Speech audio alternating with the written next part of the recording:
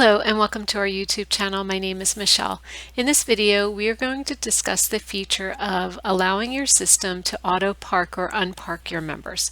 So the first thing we want to do is go into your admin portal and log in. Once we're logged in, I want you to click on Accounting. And then we're going to click on Add an Invoice at the top here. When creating a new invoice, you have the option to choose whether to park a member if the invoice is not paid by the due date. So you'll go ahead and you'll choose your member, choose the category that you're charging the fee for. The account, if you have more than one account, you could choose that. Today's date is the date that you're creating it, and then the due date. In order for the auto park and unpark to work, you need to put in a due date. So let's go ahead and click on the due date and make it November 15th. And now you'll see here that the auto park unpark family if and when unpaid or paid option drops open. If you would like the system to park your member if they do not pay by the due date, then you will check this box.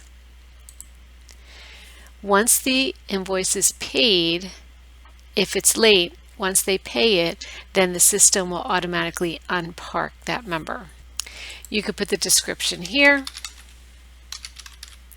You can add some admin notes for yourself, and then you would place the fee amount.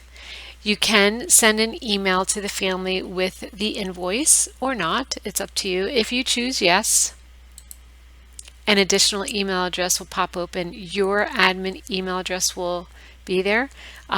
If you don't want a copy of it, you could just delete that email and then hit Save Invoice. You can also use this feature to any invoice that has already been created. So you don't necessarily have to go in and add a new invoice, but if you notice that an invoice has not been paid, or you want to just add that feature to an invoice that's already been created, you would go ahead into that member's account. So let's go to Accounts Receivable at the top here.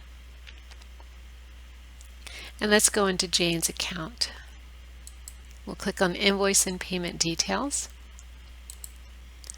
Okay, once you're in the invoices, you could choose an invoice that is not being auto-parked if it's not paid. So let's just click on this field trip invoice. Once it opens up, there is a due date here. If there wasn't, you would put one in, and then you would check off the box to auto-park this member if they don't pay on time, and then just update the invoice here.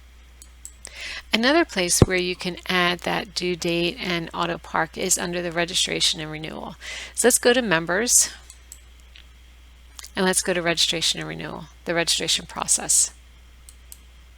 And then we're going to scroll down to the bottom where the finance is. And here we have two fees actually on this site. We have a registration and an option. And over here on the right, you can see that we have the auto park check boxes. Now you can actually check the box and save the changes and it'll take it, but if there is no due date in this field here, the auto park will not work. So you must put in a due date in order for it to auto park your members when they are doing registration or registration and renewal, and then you can save the changes.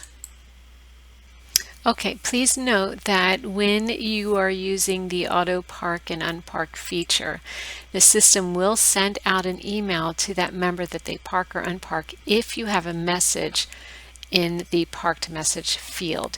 So let me take you over there. So we're going to go to members. And then here we're going to go to parked messages. Currently, I don't have any messages in there, so a message would not be sent out to my members. So do be aware of that if you're using the auto park and auto unpark, if you have messages in here, they will be automatically sent to your members.